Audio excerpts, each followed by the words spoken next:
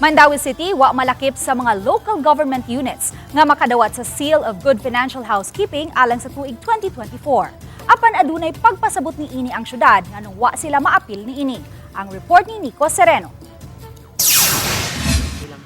Pipila lang kini sa mga plake sa Mandawi City Hall pag ila sa mga pasidungog sa nakalabayng katuigan.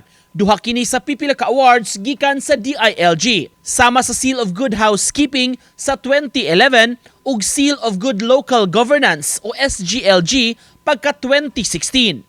Sa miaging buwan lang, gipahibaw sa DILG ang mga LGU sa nasod nga mipasar sa Good Financial Housekeeping.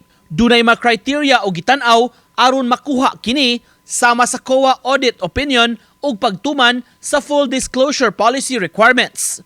Sa mga syudad sa Region 7, dunay 12 nga nakapasar. 8 ka mga dakbayan ang pasado gikan sa Province of Cebu, lakip na ang mga highly urbanized LGUs sa Cebu City ug Lapu-Lapu City.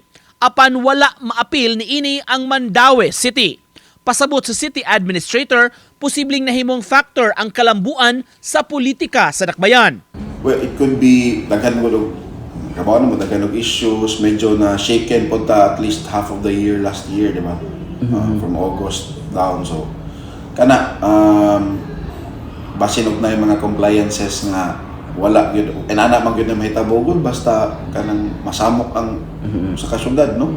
Kahinumduman sa miaging tuig, daghang makaso ang nasang-at batok sa mga opisyales sa Mandawi. Misangpot sa pagkasuspenso sa mayor nga napun-an og napahamtangan pa og dismissal. Gipasalig hinuon ni Kalipayan nga ang mga kakuwangan sa DILG o Good Financial Housekeeping gilihok na sa dakbayan. For the record, Attorney, wala nagpasabot nga dili maayo ang financial housekeeping sa Mandawi. In fact, nakadawat pa gani tag-award sa BLGF gani, no? 2024 sa tong as of 2022 2023. Kani ra gyud siya nga tuig compliance sa na siya submission of documents. So wa ta kay bawo unsay nahitabo pod kay wa mo ko pag-evaluation.